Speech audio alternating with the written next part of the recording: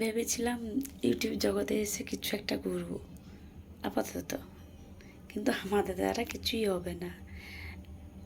সত্যি কিছুই হবে না, আমাদের দ্বারা কিছুই হবে না, সব বেকার।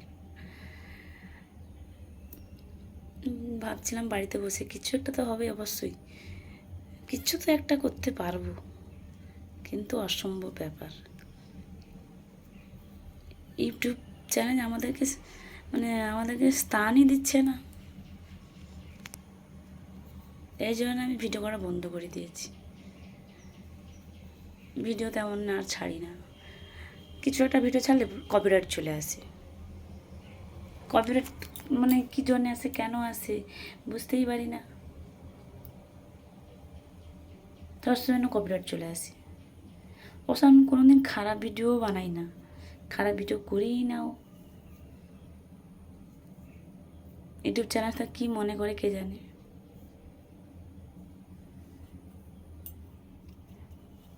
সবাইকে যখন জায়গা দিচ্ছে ইউটিউব চ্যালেঞ্জ, আমাদের মতন ছোটোখাটো চ্যালেঞ্জকে তো জায়গা দিতে পারে না? পারে না। সবাই যদি লাখ লাখ টাকা ইনকাম করে, সেখান থেকে কিছু গরিব দুঃখীও তো লোক আছে, একটা মানে ছোটোখাটো চ্যালেঞ্জ খুলেছে, তারাও চাইছে যে আমাদের যদি ভাগ্যে থাকে, আমরা যদি কিছু ইনকাম করতে পারি, কিছু তো একটা করতে পারবো,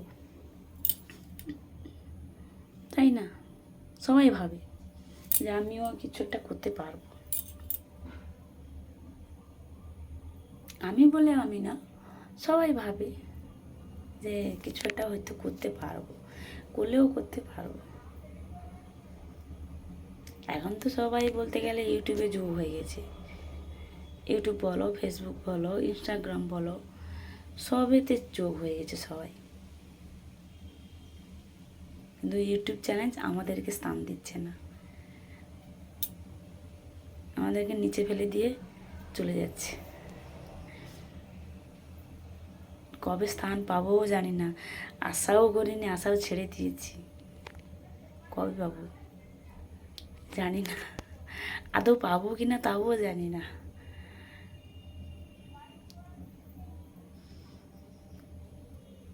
কি জানি, আমি ভিডিও করা বন্ধ করে দিয়েছি।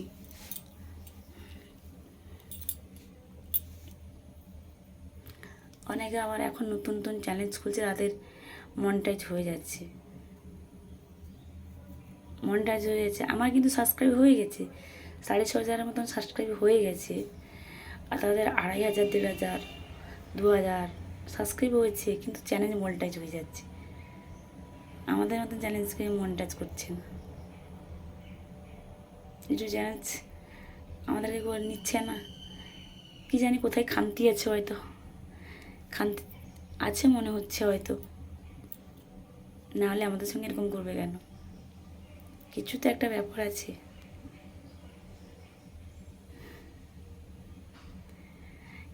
যাই হোক, কোনো কিছু যদি কথা ভুল বলে থাকি, কমেন্ট করে জানাবে।